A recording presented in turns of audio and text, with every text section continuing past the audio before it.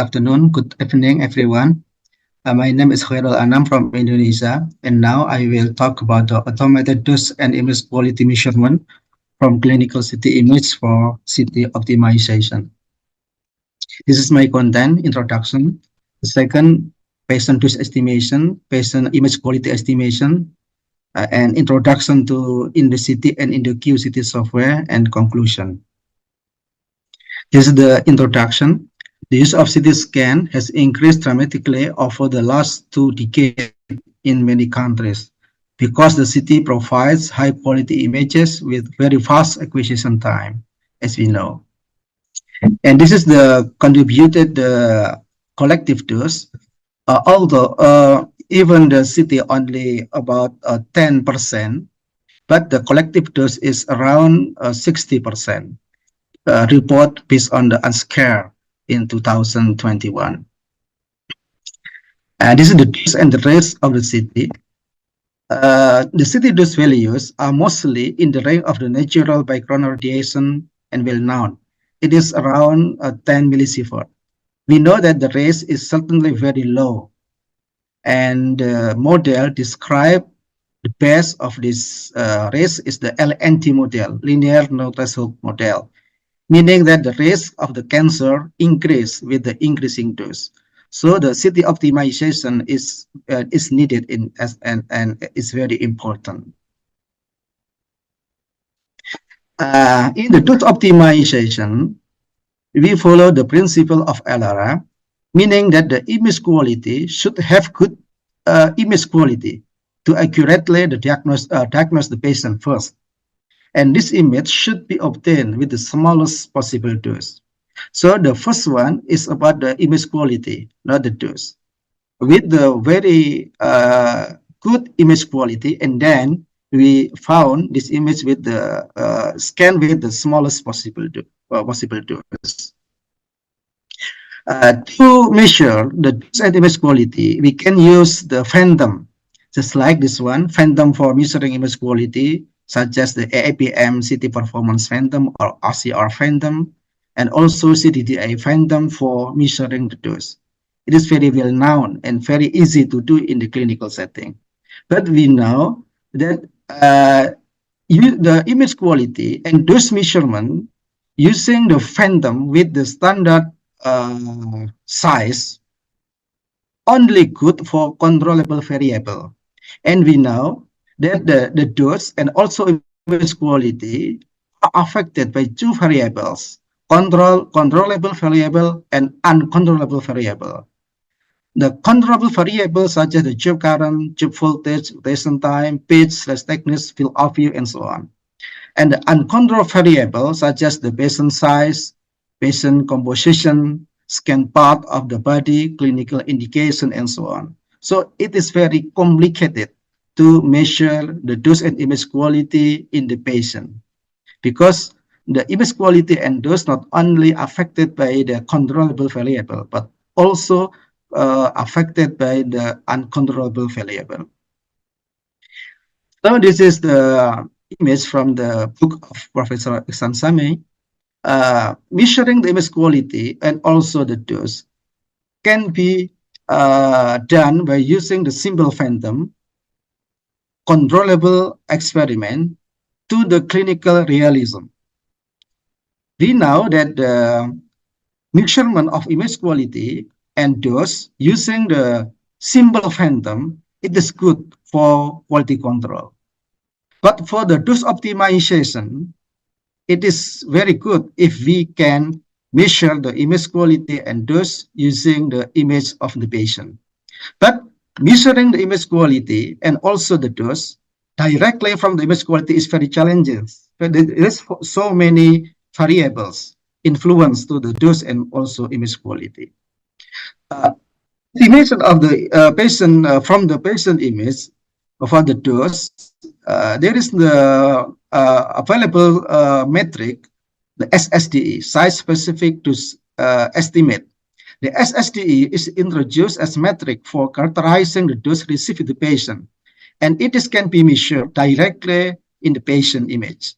And the image quality, as we mentioned earlier, An ideal approach to optimize and monitor the CT protocol is to directly evaluate the level of image quality in clinical image with specific tasks.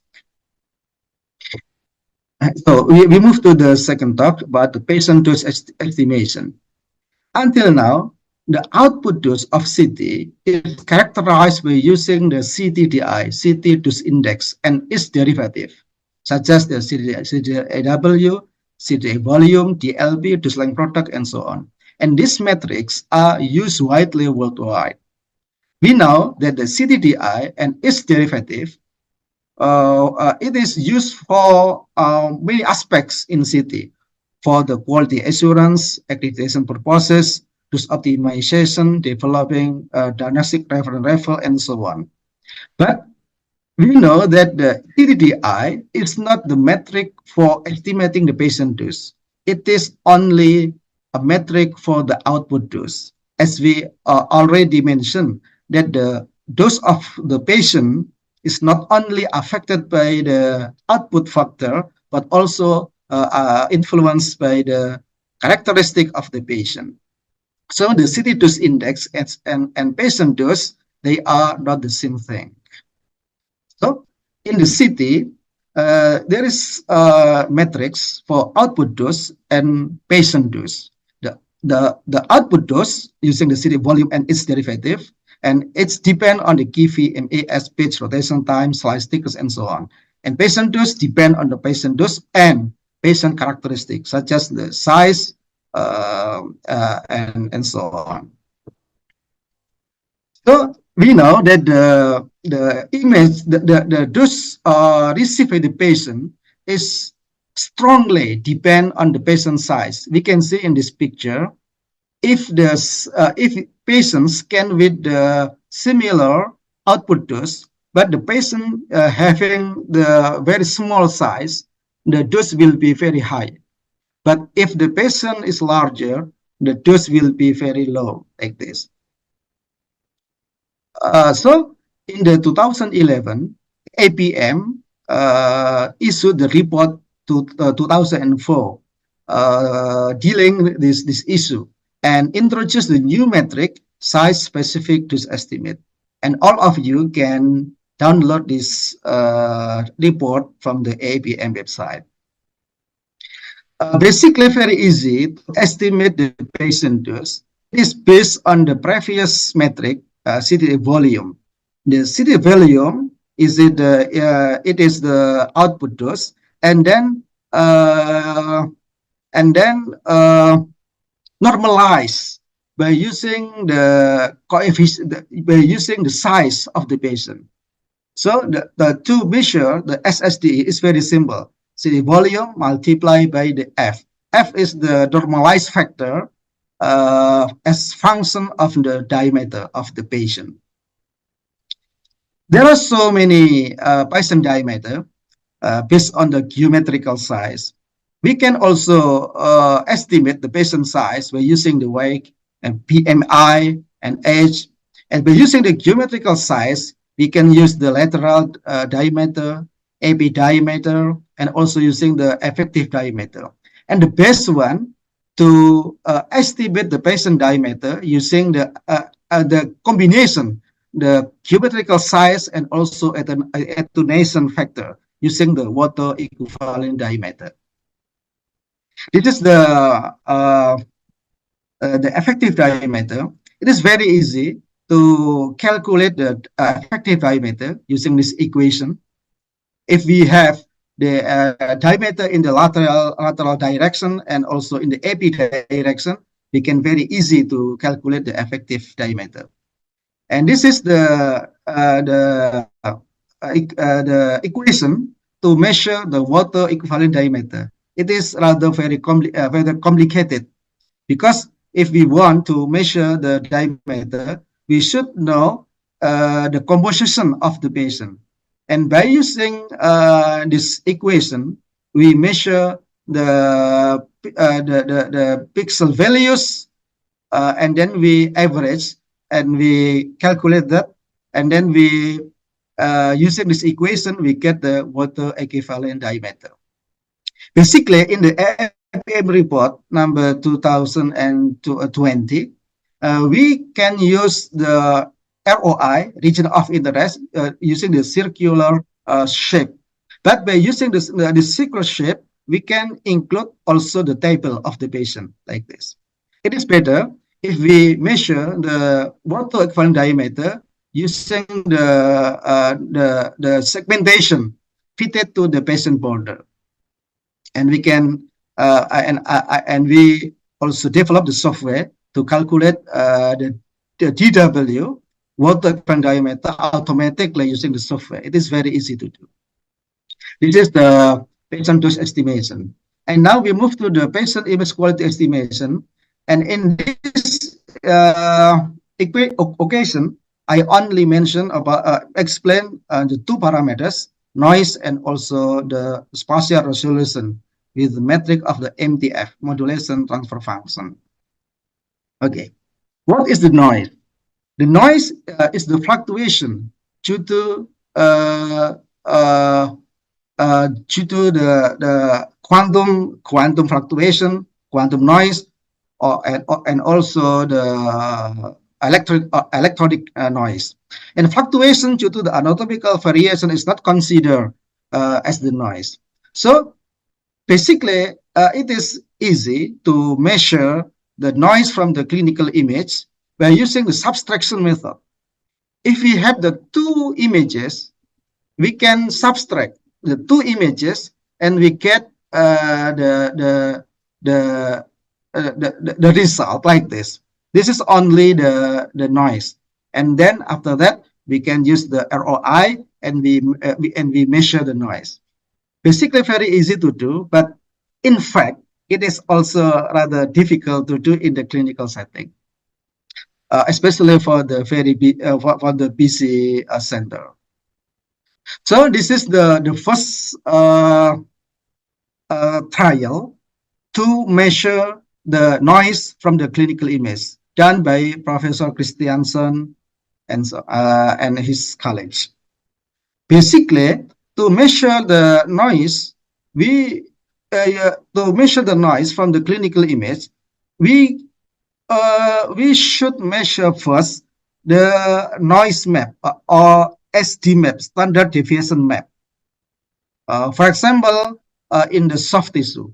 Actually, we can also measure the noise in the fat tissue, in the soft tissue, in the bone. But because, for example, in our abdomen, there are many soft tissue, we can only measure the noise based on the soft tissue. For this purpose, we use the segmentation from the 0 to 100 Huntsville unit. And then we make the standard deviation map like this. After we get the standard deviation map, and then we develop the histogram from this deviation map. And from this histogram, we get the peak of the histogram, and we get the SD like this in the peaks. So this SD, standard deviation, is considered as the noise, global noise index. This is the how to create the noise map. So we use the kernel with the specific size. It can be 7, 9, or 11, and so on. And then we move the kernel and calculate the SD. And we do that at every point within the image. And then we get the standard deviation map. And after that, we develop the histogram. And from the histogram, we obtain the global noise index. And this is the result. The global noise level, global noise index, compared to the subtraction method, you can see that the result is very similar. So this method is considered very good to measure the noise directly from the patient image. And this is another method, because the previous one is only good for the abdomen. Maybe we can ask, can we measure the noise directly from the patient? For example, from the head image or from the chest image? Yes, it can be. But maybe in the chest image, the soft tissue is very limited. So this is another method proposed by the Professor Marcus and his college. So in this method, they propose to measure the noise not within the patient image, but from the air outside the patient. So we can see and we understand that the air is the homogeneous region.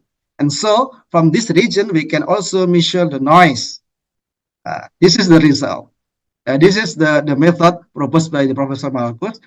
Previously, the measurement done within the image, the patient image, and this method measure the noise outside the patient image, like this, in the air outside of the patient image. And then we also get the SD map, and also we obtain the histogram, and we get the global noise index. And this is the result. So there is the strong correlation with the GNI, global noise index, within the patient image and outside the patient image. So based on this result, we can also estimate the noise from the air outside the patient image. This is the result.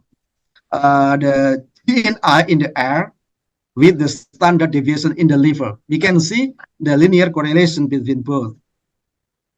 This is the noise measurement from the patient image. And the second one... Joy, can you speed up a bit, please? Okay, thank you. Please speed up. Okay, thank you, Professor. This is for measure the MTF, also can be done from the patient. Actually, in this method, we measure in the border of the patient's skin, and we get the ESF, edge spread function. By using the edge spread function, and then we can get the point spread function, and then we using the fold transformation, we can also get the MTF also. This is, but using this method, this is very challenging. But actually, we can do the MTF measurement using this method. This is the result. The MTF automatically measured on the patient image. And now we will introduce my software, IndoCity and IndoQCity software. This is the website for download the IndoCity and also IndoQCity software. This is the algorithm, how the IndoCity measure automatically the dose SSDE from the patient image. This is the graphical user interface of the IndoCity. This is the example how to measure the SSDE in every slice. And this is the IndoQCity. Basically, the IndoQCity is software for evaluating the image quality of the image. Basically, the image quality can be measured from the many phantom, such as the APM-CT phantom, RCR-CT phantom, CAT phantom, GE phantom, Canon phantom, and so on. And also using this software, we can also measure the image quality directly from the patient images. Yeah, this is the graphical user interface of the IndoQCity. This is the example how to measure the noise directly from the image of the patient. This is the example how to assess the noise level and also the dose directly from the patient. This is the example, and we can measure before the analyze and compare with the expert radiologist for the evaluation. Again, this is the conclusion. The ideal approach to optimize the protocol is to directly evaluate the level of image quality and also the dose. And IndoCity and also IndoQCity are tools that can be used to automatically measure the CT dose and image quality from clinical patient images. However, the both software still have many limitations and need improvement. Okay, thank you very much. Assalamualaikum warahmatullahi wabarakatuh.